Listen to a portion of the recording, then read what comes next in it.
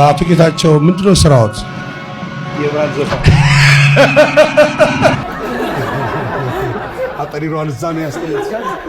ባህል ዘፋኝ ጥቀስ። አንደኛ ሰማኝ በለው፣ ሁለተኛ ይሁኔ በለው። ዜና ዕረፍቲ። አርቲስት ነፃነት ወርቅነህ ካብዛ ዓለም ብሞት ተፈልዩ።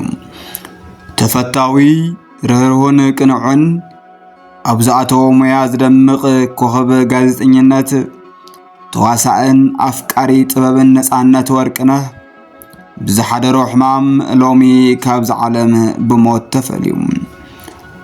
ንብዙሓት ዓማውቲ ብኣቕራብነት መደባት ቴሌቪዥን በተዋሳይነትን በኻልኦት ናይ ጥበብ ስራሕትን ዝፍለጥ ነፃነት ወርቅነህ በፍሉይ ኣብ ኢቢኤስ ቴሌቪዥን ንብዙሓት ዓማውቲ ኣሰናዳእን ኣቕራብን የቤተሰብ ጨዋታ ዝተሰመየ ፕሮግራም ምዃኑ ይፍለጥ።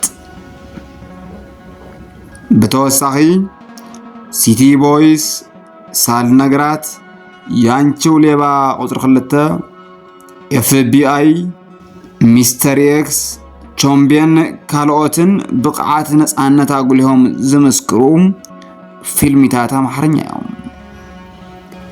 ኣብቲ ብዙሓት ኣርቲስታት ኢትዮጵያ ናብ ትግራይ ክዘምቱ ኣብ ፈቐዶ ኣደባባያት እናወፁ ሆ ዝብልሉ እዋን ነፃነት ወርቅነህ ትምታ መሪፁ ብሓልዮቱ ፃዕቲ ዝነብዐ ቅኑዕ ከያነ ነይሩ። ነፃነት ብዝሓደሮ ሕማም ሎሚ 8 ጥሪ 2018 ዓመተ ምህረት ኣብ ወፃኢ ሃገር ንሕክምና ምስከደ ከም ዝዓረፈ ተሓቢሩ።